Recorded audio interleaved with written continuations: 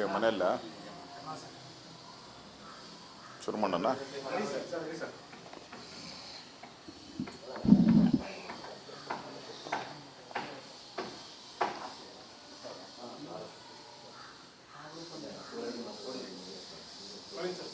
Okay, ಪಾರ್ಲಿಮೆಂಟಲ್ಲಿ Amit Shah ಅವರು ಅಂಬೇಡ್ಕರ್ ಅವರ ಬಗ್ಗೆ ಮಾತಾಡಿದಂಥ ವಿಚಾರವನ್ನು ತಿರುಚಿ ಕಾಂಗ್ರೆಸ್ ಅವರು ದೇಶವ್ಯಾಪಿ ಏನು ಪ್ರತಿಭಟನೆಯನ್ನು ಮಾಡ್ತಾ ಇದ್ದಾರೆ,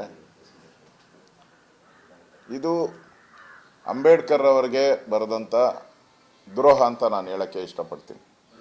ಯಾಕೆಂದರೆ ಅಂಬೇಡ್ಕರ್ ಎಂದೂ ಕೂಡ ಕಾಂಗ್ರೆಸ್ಸಿನ ನಾಯಕರಾಗೇ ಇರಲಿಲ್ಲ. ಅವರಿಗೆ ಅಂಬೇಡ್ಕರ್ ಎಂದೂ ಕೂಡ ಕಾಂಗ್ರೆಸ್ಸನ್ನು ವಿರೋಧಿಸಿ ಸರ್ಕಾರದ ಕ್ಯಾಬಿನೆಟ್ಟಲ್ಲಿ ಸರ್ಕಾರದ ವಿರುದ್ಧ ಪತ್ರವನ್ನು ಬರೆದು ಕ್ಯಾಬಿನೆಟ್ಗೆ ರಾಜೀನಾಮೆ ಕೊಟ್ಟಂಥವರು. ಆಮೇಲೆ ತನ್ನದೇ ಆದಂಥ ಪಕ್ಷವನ್ನು ಸ್ಥಾಪನೆ ಮಾಡಿ ಆ ಪಕ್ಷದಿಂದ ಸ್ಪರ್ಧಿಸಿದರು. 1952 ಮತ್ತು 54ರಲ್ಲಿ ಅವರು ಸ್ಪರ್ಧೆ ಮಾಡಿದಾಗ ಇದೇ ಕಾಂಗ್ರೆಸ್ ಅವರು, ಇದೇ ನೆಹರು ಅವರು ಮಹಾರಾಷ್ಟ್ರದಲ್ಲಿ ಹೋಗಿ ಅವರ ವಿರುದ್ಧ ಚುನಾವಣೆಯನ್ನು ಪ್ರಚಾರವನ್ನು ಮಾಡಿ ಯಾವುದೇ ಕಾರಣಕ್ಕೂ ಅಂಬೇಡ್ಕರ್ ಅವ್ರನ್ನ ಗೆಲ್ಲಕ್ಕೆ ಬಿಡಬೇಡಿ, ಸೋಲಿಸಿ ಅಂಬೇಡ್ಕರ್ ಅವರಂತ ಹೇಳಿದಂಥ ಕಾಂಗ್ರೆಸ್ ನಾಯಕರು ಇವತ್ತು ಯಾವ ಮುಖ ಇಟ್ಕೊಂಡು ಅಂಬೇಡ್ಕರ್ ಅವರು ನಮ್ಮ ನಾಯಕರು, ಅವ್ರಿಗೆ ಅವಮಾನ ಆಗಿದೆ ಅಂತ ಪ್ರತಿಭಟನೆ ಮಾಡ್ತಾರೆ. ಇದು ಕಾಂಗ್ರೆಸ್ಸಿನ ನಿಜ ಬಣ್ಣ, ಗೋಮುಖ ವ್ಯಾಘ್ರದ ಬಣ್ಣವನ್ನು ತೋರಿಸ್ತೈತೆ. ಅಂಬೇಡ್ಕರ್ ಅವರಿಗೆ ಎಂದೂ ಕೂಡ ಅವರು ಲೀಡರ್ ಅಂತ ಒಪ್ಕೊಂಡಲೇ ಇಲ್ಲ. ಅವ್ರಿಗೆ ಭಾರತ ರತ್ನ ಆಗಲಿ ಪದ್ಮಶ್ರೀ ಏನು ಕೊಡಲೇ ಇಲ್ಲ. ಅವರು ಸ್ವತಃ ನೆಹರು ಅವ್ರಿಗೆ ಕೊಟ್ಕೊಂಬಿಟ್ರು. ನೋಡಿ, ಅವ್ರ ಕುಟುಂಬಕ್ಕೆ ನೆಹರು, ಇಂದಿರಾ ಗಾಂಧಿ, ರಾಜೀವ್ ಗಾಂಧಿ ಎಲ್ಲ ಭಾರತ ರತ್ನ ಕೊಟ್ಕೊಂಬಿಟ್ರು, ಅವರೇ ಕೊಟ್ಕೊಂಬಿಟ್ರು. ಇನ್ನು ರಾಹುಲ್ ಗಾಂಧಿಗೆ ಒಂದು ಪೆಂಡಿಂಗ್ ಇದೆ ಅಷ್ಟೇ, ಭಾರತ ರತ್ನ ಕೊಡೋದು ರಾಹುಲ್ ಗಾಂಧಿಗೊಂದು ಪೆಂಡಿಂಗ್ ಇದೆ. ಅದು ಕೊಟ್ಟರೆ 4 ತಲೆಮಾರು ಆಗೋಗ್ತಿದೆ. ಅಂದರೆ ಭಾರತ ರತ್ನ ಮೆಂಟ್ ಫಾರ್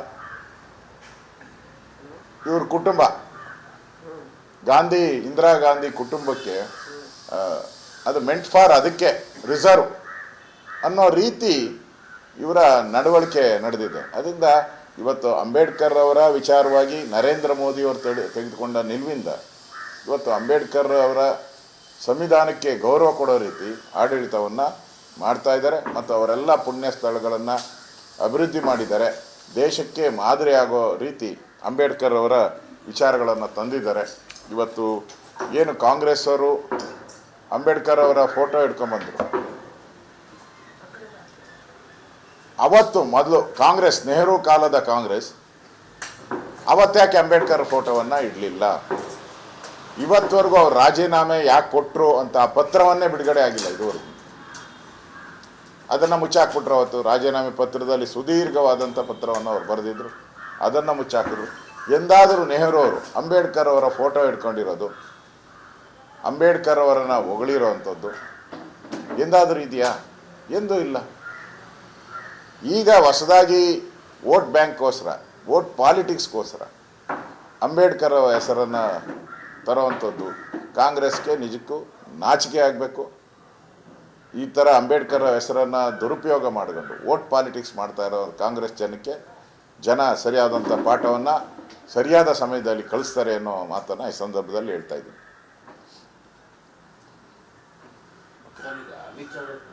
ಅದರದ್ದೇ ಕೇಳ್ಬಿಡ್ತೀರಾ? ಕೇಳ್ಬಿಡಿ. ಅಲ್ಲ, ಇದರ ವಿಚಾರ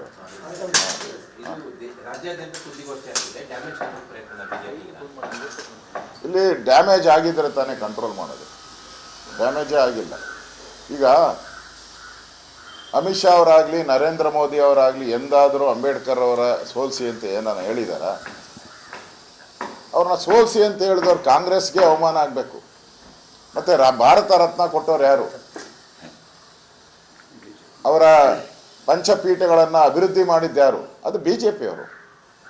ಅದಕ್ಕೆ ನಮಗೆ ರೈಟ್ಸ್ ಇದೆ, ಅವಮಾನದ ಪ್ರಶ್ನೆ ಎಲ್ಲ ಇದೆ, ಡ್ಯಾಮೇಜ್ ಕಂಟ್ರೋಲ್ ಪ್ರಶ್ನೆನೂ ಇಲ್ಲ.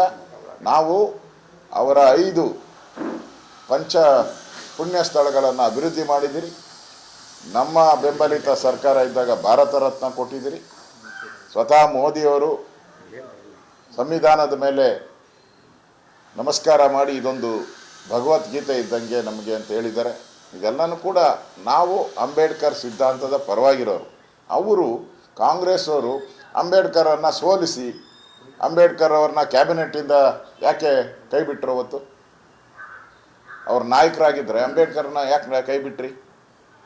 ಅವ್ರನ್ನ ಮಣ್ಣು ಮಾಡೋಕ್ಕೆ 6 ಅಡಿ 3 ಅಡಿ ಜಾಗ ಕೊಡಲಿಲ್ಲ ದೆಹಲಿಯಲ್ಲಿ. ರಮೇಶ್ ಕುಮಾರ್ ಅವರು ಒಳ್ಳೆ ಭಾಷಣ ಮಾಡಿದ್ದಾರೆ. ಕಾಂಗ್ರೆಸ್ಸಿನ ನಾಯಕರಾದಂಥ ರಮೇಶ್ ಕುಮಾರ್ ಅವರು ಭಾಷಣ, ಅವ್ರ ಹತ್ರ ಇದ್ದಿದ್ದು 2,000 ರೂಪಾಯಿ. ಅವತ್ತು ಅಂಬೇಡ್ಕರ್ ಮನೆಯಲ್ಲಿ ಸಿಕ್ಕಿದ್ದು 2,000 ರೂಪಾಯಿ. ಫ್ಲೈಟಲ್ಲಿ ತೊಗೊಂಬರೋಕ್ಕೂ ಹಣ ಇಲ್ಲ ಅವ್ರ ಹತ್ರ. ಒಬ್ಬ ಕಾಂಗ್ರೆಸ್ಸವನು, ಅದೇನೋ ಹೇಳ್ತಾರಲ್ಲ, BJPಯ ಒಬ್ಬ ನಾಯಿನೂ ಕೂಡ ಸ್ವಾತಂತ್ರ್ಯ ಹೋರಾಟಕ್ಕೆ ಹೋಗಿಲ್ಲ ಅಂತ ಹೇಳ್ತಾರಲ್ಲ, ನಿಜ, ನಾಯಿಗಳ್ಯಾರು ಹೋಗಿಲ್ಲ, ಯಾಕೆ ಹೋಗ್ತಾರೆ? ಸ್ವಾತಂತ್ರ್ಯ ನಮ್ಮ ಜನ್ಮಸಿದ್ಧ ಹಕ್ಕು. ಆದರೆ ಅಂಬೇಡ್ಕರ್ ತೀರ್ಕೊಂಡಾಗ ಒಬ್ಬ ಕಾಂಗ್ರೆಸ್ಸವನು $1 ಆದರೂ ಕೊಟ್ಟಿದ್ದಾರ? ಅವರ ಫ್ಲೈಟಲ್ಲಿ ಬಾಂಬೆಗೆ ತರಬೇಕಾದ್ರೆ $1 ಯಾರಾದರೂ ಕೊಟ್ಟಿದ್ದಾರ? ಅವ್ರನ್ನ ಸಮಾಧಿ ಮಾಡೋ ಅಂಥದ್ದಕ್ಕೆ ಸರ್ಕಾರದ ಒಂದು ಗೌರವನ ಕೊಡಬೇಕಲ್ಲ, ಅದೇನಾನ ಮಾಡಿದ್ದಾರೆ ಕಾಂಗ್ರೆಸ್ ಅವರು? ಏನು ಮಾಡಿಲ್ಲ.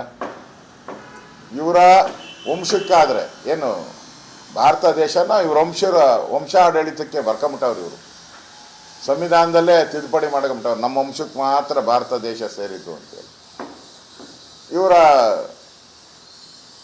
ರಾಹುಲ್ ಗಾಂಧಿ ಅವ್ರ ತಾತನಿಗೆ ಅಲ್ಲೇ ಜಾಗ ಎಕರೆಗಟ್ಟಲೆ, 5 ಎಕರೆ 6 ಎಕರೆ. ಇಂದಿರಾ ಗಾಂಧಿಗೆ ಒಂದು 5 ಎಕರೆ, ರಾಜೀವ್ ಗಾಂಧಿಗೆ ಒಂದು 5 ಎಕರೆ. ಅಂಬೇಡ್ಕರ್ಗೆ 6 ಅಡಿ 3 ಅಡಿ ಜಾಗ ಇದೆ. ಯಾವ ಮಖ ಇಟ್ಕೊಂಡು ಕಾಂಗ್ರೆಸ್ ಅವರು ನೀವು ಅಂಬೇಡ್ಕರ್ ಫೋಟೋ ಇಟ್ಕೊಂಡು ಓದ್ತಿರಲ್ಲ, ಯಾವ ಮುಖ ಇಟ್ಕೊಂಡು ಓದ್ತಾ ಇದ್ದೀರಾ ಅಂತ ಕೇಳ್ತಾ ಇದ್ದೀವಿ.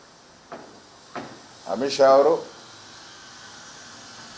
ಅಂಬೇಡ್ಕರ್ ಅವರ ಸಿದ್ಧಾಂತವನ್ನು ಒಪ್ಪಿ ಅವರ ನಡವಳಿಕೆ ಎಲ್ಲ ಪಾರ್ಲಿಮೆಂಟಲ್ಲಿ ಮಾಡಿದ್ದಾರೆ. ಆ ದೃಷ್ಟಿಯಿಂದ ಕಾಂಗ್ರೆಸ್ ಅವರು ಇವತ್ತು ಏನು ಹೋರಾಟ ಮಾಡ್ತಾ ಇದ್ದಾರೆ, ಇವರು ನಕಲಿ ಕಾಂಗ್ರೆಸ್ ಅವರು. ಓಕೆ, ಆಯ್ತಾ? ಅದು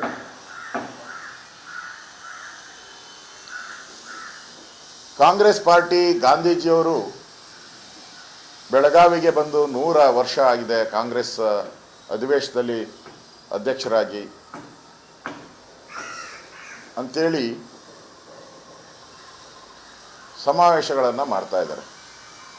ಗಾಂಧೀಜಿ ಬಗ್ಗೆ ನಮ್ಗೆ ಅಪಾರ ಗೌರವ ಇದೆ. ಗಾಂಧೀಜಿ ಈ ದೇಶದ ಸ್ವಾತಂತ್ರ್ಯ ತಂದುಕೊಡೋದ್ರಲ್ಲಿ ಮುಂಚೂಣಿಯಲ್ಲಿದ್ದಂಥವರು. ಅವರನ್ನು ನಾವು ಸ್ಮರಣೆ ಮಾಡ್ತೀರಿ.